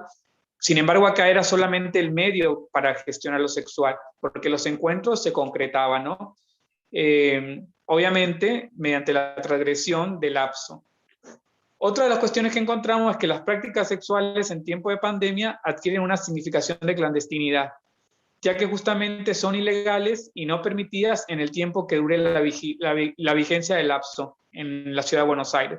Entonces, volvemos a retrotraernos a la parte de la clandestinidad, esa clandestinidad que ha sido característica desde los tiempos pasados en relación a la sexualidad, y más a aquellas sexualidades que fueron disidentes o consideradas abyectas, que incluso hoy en la actualidad, en relación a estas masculinidades hegemónicas, que las podemos encontrar muy presentes en los HCH, encontramos que la clandestinidad es el único medio por el cual los HCH se permiten tener encuentros homoeróticos sin perjudicar su autopercepción como hombres heterosexuales. Esto lo afirmo desde mi investigación de tesis doctoral, que es lo que nos ha mostrado, ¿no? Entonces, la clandestinidad, que podía pensarse como algo del pasado, vuelve a retomar fuerza porque es ese espacio que permite el encuentro sexual entre esos hombres que no tienen el mismo acceso a lo sexual y de los cuales no pensó el Estado, porque el Estado pensó en los hogares que son pareja, en las parejas heterosexuales que viven juntos, pero nunca pensó en aquellos hogares unipersonales que obviamente no podían acceder a lo sexual. Aclarando que lo sexual es como un instinto básico, lo sexual es como comer, como la necesidad de comer. Entonces, así como se piensan en políticas alimentarias, políticas económicas, también se tendrían que pensar en políticas sanitarias dirigidas a lo sexual. Otra de las cuestiones que encontramos es que en gran parte de los hombres gays entrevistados y que viven en Ciudad de Buenos Aires tienen conocimientos precisos en referencia a la importancia de respetar el aislamiento, pero sin embargo, el contar con dicho conocimiento no determinaba sus prácticas. Entonces, estos hombres lo que decían era que, bueno, yo conozco los riesgos, conozco también, digamos, la importancia de respetar el lapso, pero también tengo la necesidad de acceder a lo sexual. Por lo tanto, la acción era transgresora y buscaban concretar el encuentro. Todo esto en un contexto de clandestinidad. Una clandestinidad que no está mediada por un espacio, sino una clandestinidad que tiene que ver más con un sentido. O sea, el sentido de que hago algo oculto, algo ilegal, algo que no está permitido. ¿Ok? En este sentido, están dispuestos a asumir las consecuencias, tales como un posible contagio de COVID o consecuencias legales, ¿no? Y cuando indagamos un poco sobre cuáles son las consecuencias como más temidas o las que les hacen más ruido al momento de concretar su encuentro sexual, ellos hacen referencia a que hay más temor a la consecuencia legal, o sea, la consecuencia legal que establece el Estado mediante la normativa vigente, antes que la consecuencia del contagio de COVID. Otra de las cuestiones que también encontramos es que los gays entrevistados, bueno, como ya había dicho, tienen una percepción clara del riesgo y es por eso que buscan que sus prácticas sexuales se den tomando ciertos criterios de cuidado. Porque ellos nos mencionaban que, por ejemplo, en estos encuentros lo que hacían era usar barbijo, el tema del alcohol en gel, tratar de dejar los zapatos por fuera. Y en este caso, si bien se daban estas medidas preventivas, pero bueno, el contacto sexual obviamente derrumba todas esas medidas preventivas. Otra de las cosas importantes, ok, estoy pendiente de los 5 minutos. Otra de las cosas importantes que mencionaban era que los primeros tiempos del aislamiento decidieron respetar el lapso. O sea, cuando se dictaminó el primer periodo, se decidieron respetarlo y una de las alternativas de darse placer sexual era mediante la masturbación. Pero después esto no alcanzó. Entonces después tuvieron que salir a buscar encuentros porque hacían referencia a que necesitaban sentir el contacto con el otro, y una vez que se rompió la primera regla era como que algo ya constante. Había temor, pero también había como esa sensación de quererlo hacer nuevamente, llegando incluso a estereotizar el riesgo a ser multados, en este caso por el Estado, por romper el aislamiento. Otra de las cuestiones que se encuentran es que estos hombres de cierta forma generan un sentido de culpabilidad sobre el hecho de transgredir el aislamiento, pero sin embargo dicha transgresión se vuelve a repetir. Como les decía, se repitió varias veces, no solamente una vez. Hubo hombres que durante un mes hasta 4 o 5 veces rompieron el aislamiento. Dado que el impulso sexual, bueno, ellos expresaban que su impulso sexual es muy fuerte y sumado a esto, las experiencias y significados previos a la clandestinidad fueron, digamos, derrocadas por las personas gays en Buenos Aires mediante el sentido de libertad, de autonomía, y no querían volver a esa etapa donde se les tenía que regular, vigilar, castigar. Entonces también de cierta forma la transgresión se volvió como una bandera de lucha ante las nuevas regulaciones que estaban más en foco de aquellos que la rompían por fines sexuales que aquellos que la rompían por cuestiones laborales. Y bueno, eso sería como para cerrar, y si queda alguna pregunta o algo, les vuelvo a mencionar que el artículo completo está en la revista Sexualidad, Salud y Sociedad, por si les interesa leerlo completo, ahí podrían encontrar más información más específica.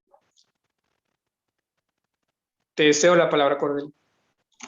Gracias por iluminarnos sobre también cómo se viven todas estas transgresiones en un espacio donde la pandemia se está viviendo también de una manera como muy específica, ¿no? O sea, los estilos no de policiar también generan otro tipo de expresiones y pues cambios, ¿no? En lo político, a partir de las prácticas sexualidad y prácticas sexuales y necesidades sexuales y necesidades también como de incluir lo sexual o que se tenga un andamiaje sanitario, ¿no? Que no se ignore, que no se ignore tampoco en tiempos de pandemia, ¿no? Así como la cuestión sanitaria de la violencia de género, de la que hablaba Irma Alma. Yo voy ahorita, ya que está Marco aquí con nosotros, voy a repetir las preguntas hacia Marco para que intervenga un poco tratando de que no se nos vayan los hilos, pero también hay preguntas para ti, Miguel, y alguna otra pregunta para Irma Alma, entonces no sé, esténse atentas. Entonces voy a repetir las preguntas para Marco, que parece que tal vez no va a prender su cámara para que nos pueda acompañar. Si el PrEP en México es para todas o solamente para población de trabajadoras sexuales comerciales, y si existen ITS que se puedan contagiar incluso con el uso de anticonceptivos de barrera, y cómo se recomienda proceder en términos de salud sexual en términos de pandemia. Y por lo pronto esas, Marco, si puedes iluminarnos. Bueno, el PrEP ya el Seguro Social lo tiene, digamos, como parte de los servicios. Para quienes tengan seguridad a través del IMSS, pueden enviar un correo electrónico a la siguiente dirección, que es todo en minúsculas, enlace.prep@ins.gov.mx. Y ahí se contactan precisamente para que puedan acceder precisamente a lo que es el acceso precisamente al tratamiento, y ya les dirían todo el protocolo.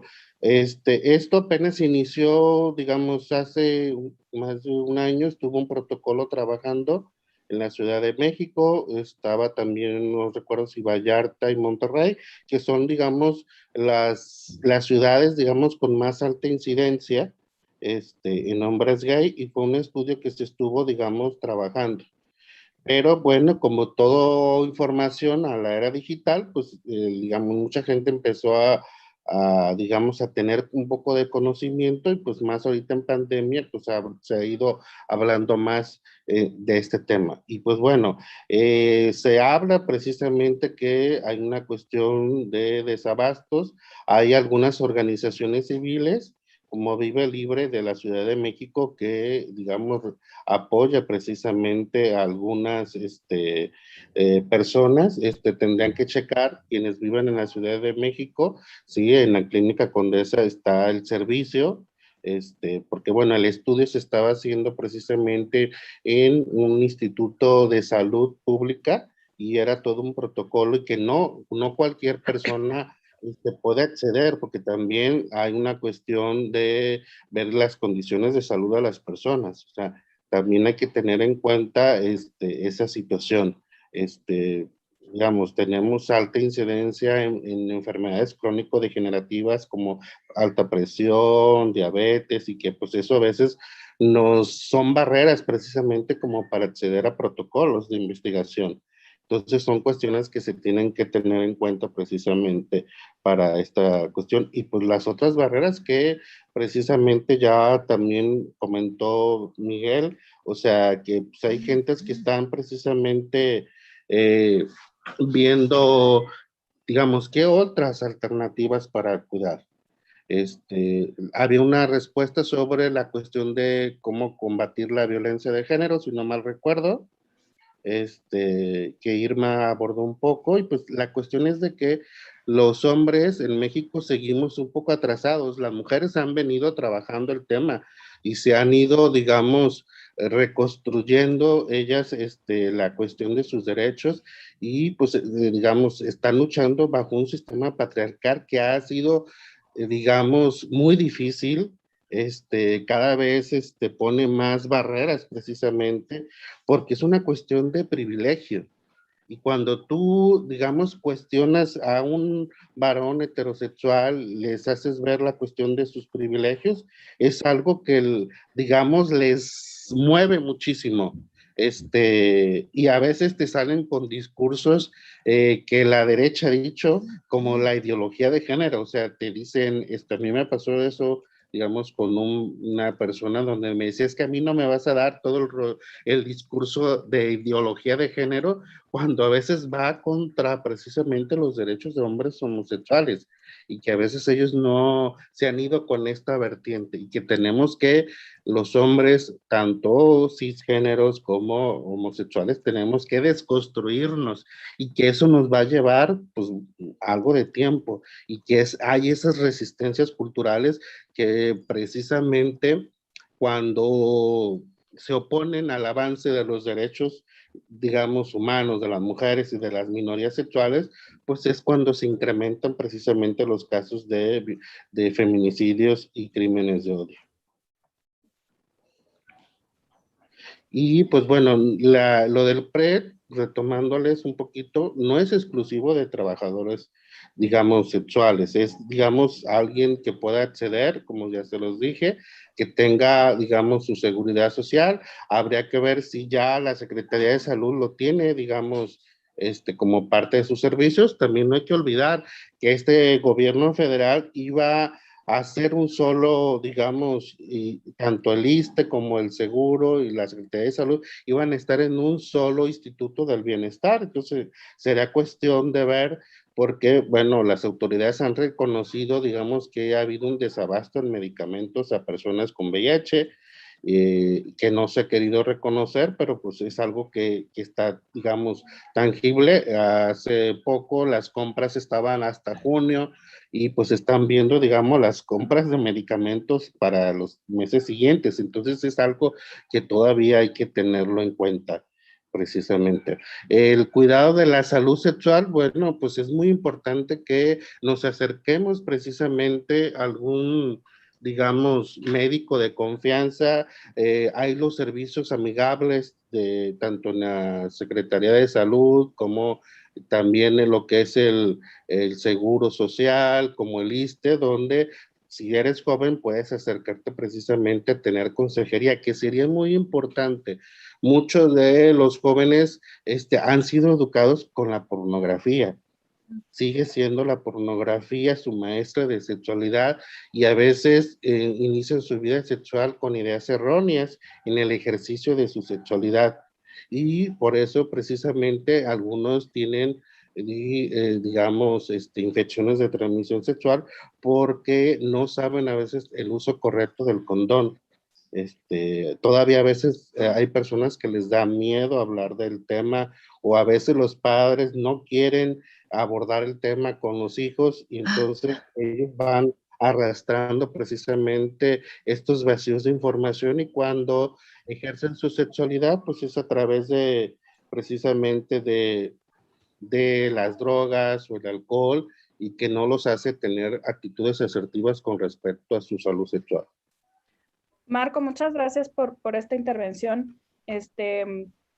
Vamos a pasar con las preguntas que le hacen a Jorge, porque se nos está acabando un poco el tiempo. Esperemos que también haya tiempo para que Miguel Ángel nos responda algunas preguntas.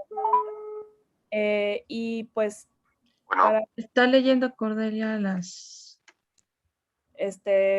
Y Jorge, bueno, ya nos estaba respondiendo algunas cosas en el chat que estamos viendo quienes estamos en la mesa virtualmente. Un poco para que vaya cerrando Jorge. Si hay un comportamiento específico para los hombres en la pandemia, ¿cómo motivar el interés de este cambio? Y la otra pregunta, ¿cómo deconstruir masculinidades hegemónicas cuando hay una resistencia tan fuerte y agresiva al respecto? Un poco lo que ya estaba hablando, lo que ya se estaba... Bueno, ¿sí me escuchas? Sí se escucha. Bueno, yo continúo entonces con la parte en donde me quedé de la ponencia.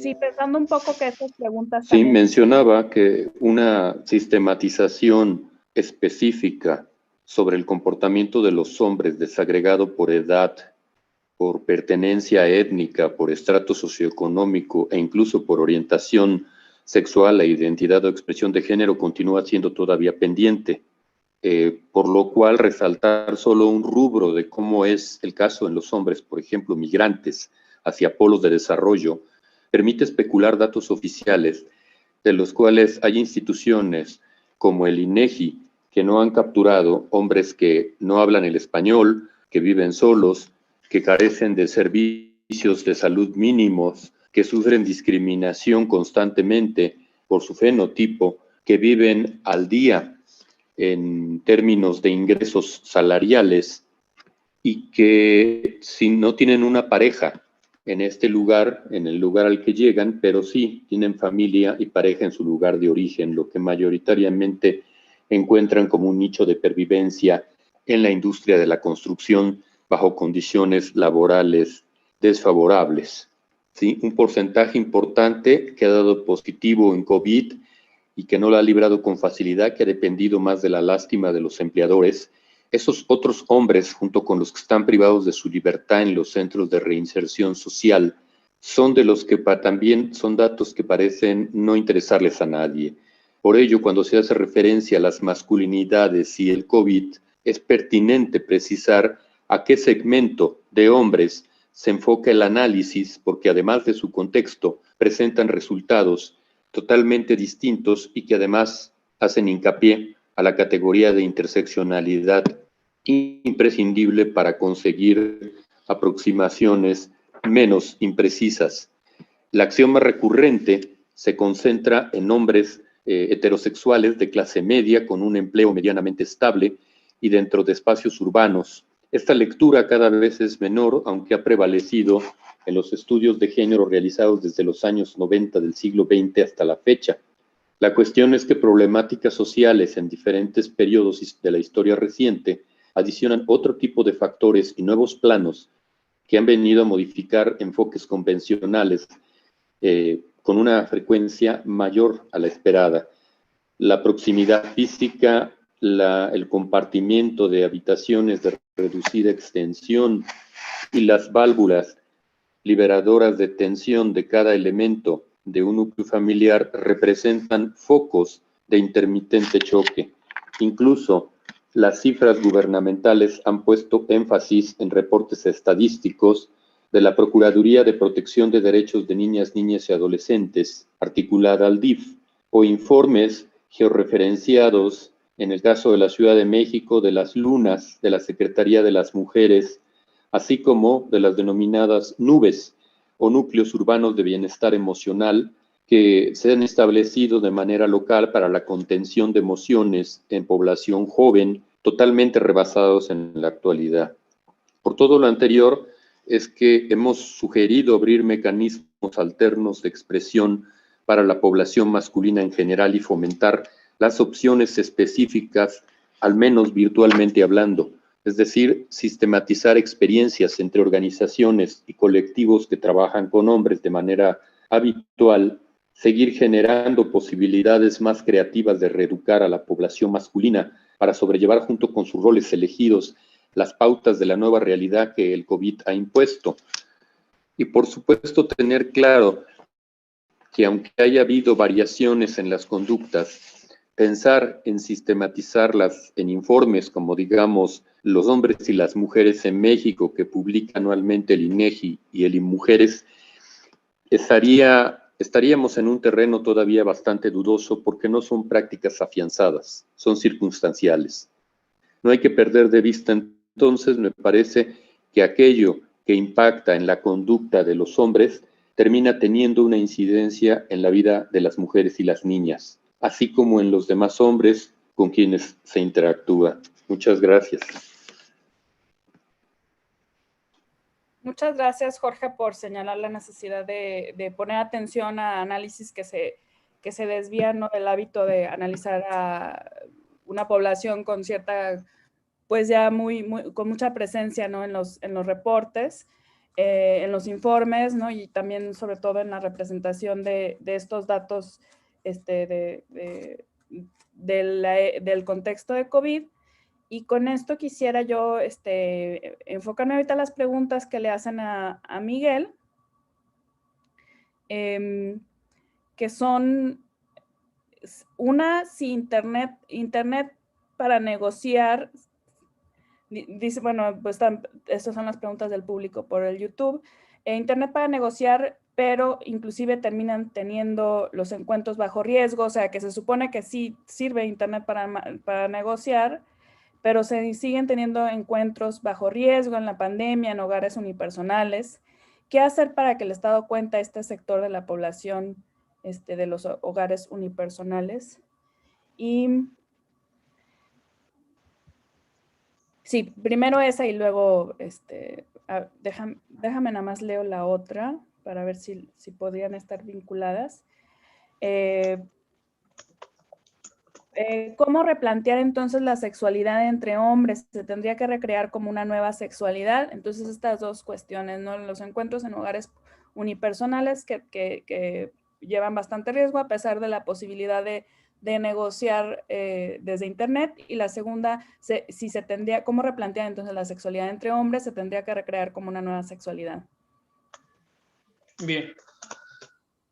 Bueno, primero que nada, en la primera pregunta, considero que, bueno, que quienes tenemos la responsabilidad de trabajar con el tema de la sexualidad, tenemos como el compromiso ético profesional de dar difusión a lo que es el tema de lo sexual, ¿no? Porque es importante cuando algo es silenciado darle voz. Entonces creo que nuestra tarea, la sexualidad históricamente ha sido silenciada. ¿Por qué? Porque se tiene esta idea, obviamente desde los preceptos morales, que lo sexual tiene que ser del ámbito de lo privado. Entonces creo que es importante que aún, digamos, teniendo leyes que nos puedan avalar, tomar la sexualidad como bandera de lucha y empezar a hacer una mayor difusión. Eso por una parte, ¿no? O sea, que la sexualidad sea algo de lo que se hable, sea algo de lo que se tiene que tomar en cuenta en ciertas situaciones que no están previstas, como por ejemplo una pandemia. Otra de las cuestiones es que nosotros tenemos acá algo muy importante, una herramienta súper importante que es la ESI, que es la Ley de Educación Sexual Integral. La ESI, que es promovida del Estado como una ley innovadora, una ley actualizada, una ley inclusiva. Entonces, desde este marco tendríamos que aprovechar y mediante los organismos del Estado realizar propuestas al Estado, obviamente, para que sus organismos ejecuten. Pero obviamente la tarea está en proponer, porque el Estado por sí solo no lo va a hacer. Entonces, nosotros tenemos que tomar las herramientas que tiene el Estado, como es la educación sexual integral y los diferentes organismos o ministerios, por ejemplo, el Ministerio de la Mujer, el Ministerio de las Identidades Sexogenéricas, y por ahí meternos para hacer propuestas en relación a la parte de lo sexual. Otra cuestión, obviamente, muy importante para esto sería investigar y mostrar los datos, porque también para poder justificar la necesidad de políticas sanitarias en materia de sexualidad, hay que argumentar y mostrar al Estado que son necesarias. Y por último, que creo que es algo muy importante y que históricamente ha sido importante, es el aliarnos con el activismo. Que el activismo es el que hace mayormente la presencia en las luchas, la presencia de la resistencia, para poder llevar a debate los temas que son importantes en materia de derechos humanos y en este caso de la sexualidad. En referencia a la otra pregunta, no tengo muy clara la dirección, pero voy a tratar de dar una respuesta. Primero que nada, partamos de que la sexualidad es heterogénea. La sexualidad es algo que cambia a través del tiempo, se transforma, y obviamente sobre su transitar existen regulaciones, existen normas, existen formas de expresión. No considero que la sexualidad se tenga que replantear, sino considero que la sexualidad se tiene que acompañar, y lo que se tiene que transformar son todas aquellas normativas y preceptos morales y culturales que están detrás de las regulaciones, las vigilancias y los disciplinamientos de los cuerpos. Creo que la tarea va más allá, o sea, automáticamente si uno trabaja sobre desestructurar todas las cuestiones que están limitando la sexualidad en el campo sexual, automáticamente las prácticas sexuales se van a transformar, o la sexualidad se va a transformar.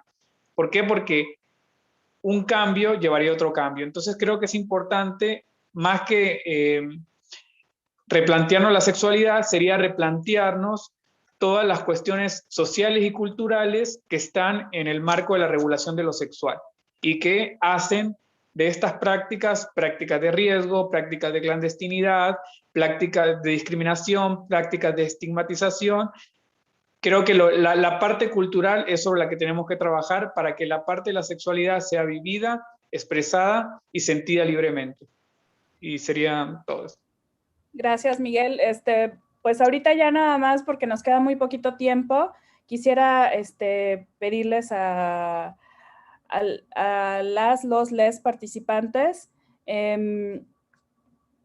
que pudieran aportarnos un minuto, últimos piensos, cortito también, porque pues ya vamos sobre tiempo para lo que sigue.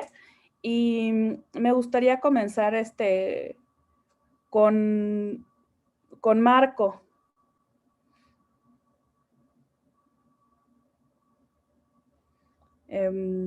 Sí, ¿algún último pensamiento antes de concluir el panel?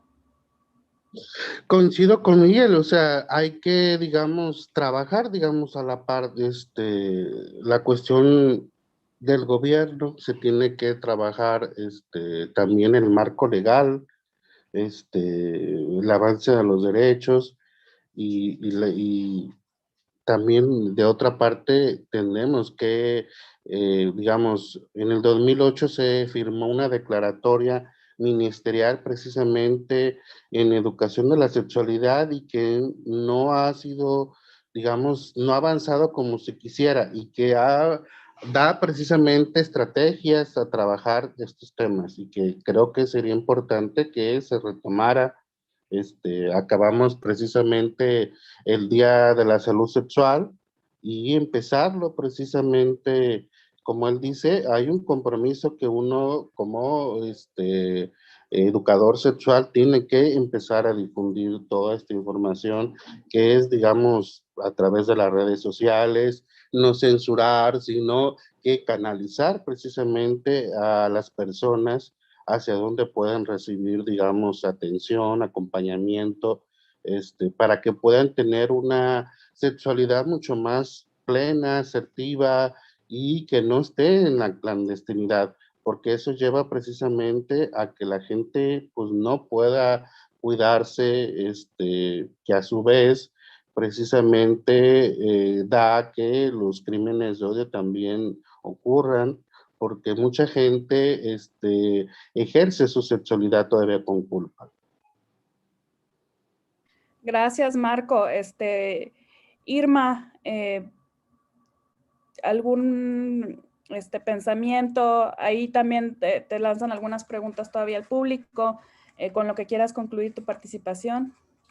Bueno, pues primeramente agradezco la invitación y reiterar, al igual que quienes me precedieron, reiterar que debemos de continuar trabajando desde nuestras diferentes trincheras para construir un futurible, es decir, un futuro posible, atendiendo los principios de equidad y de igualdad para tener una vida con salud, libre de violencia y discriminación.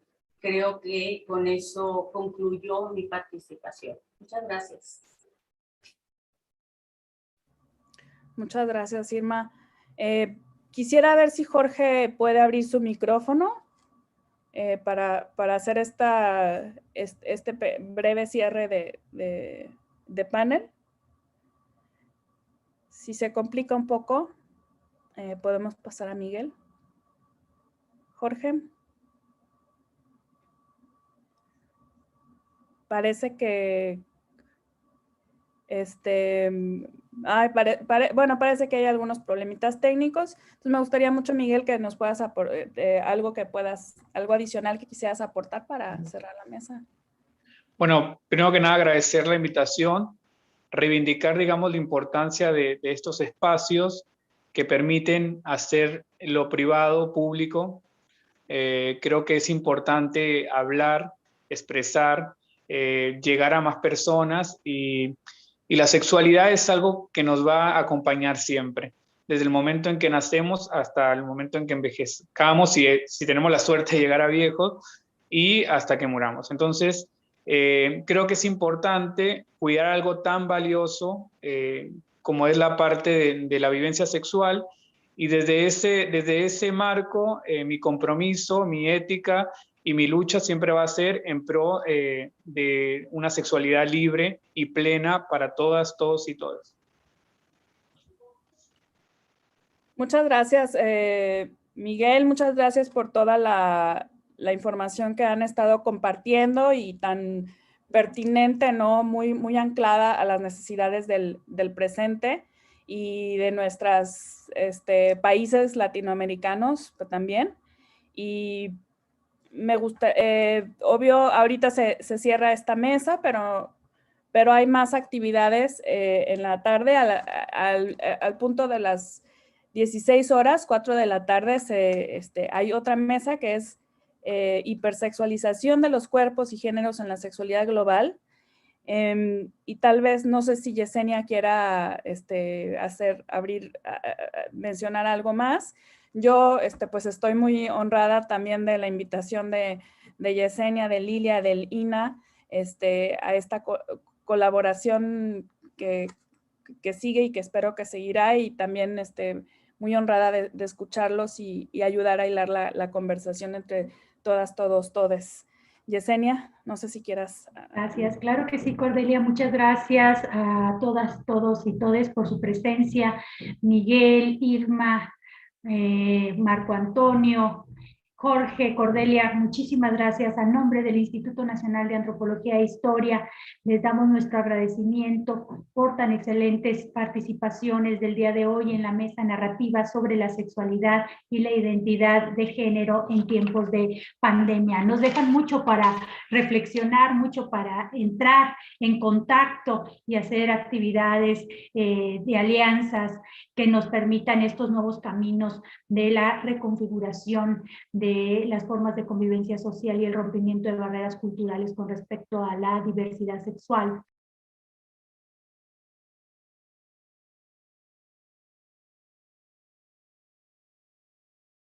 Instituto Nacional de Antropología e Historia. Secretaría de Cultura.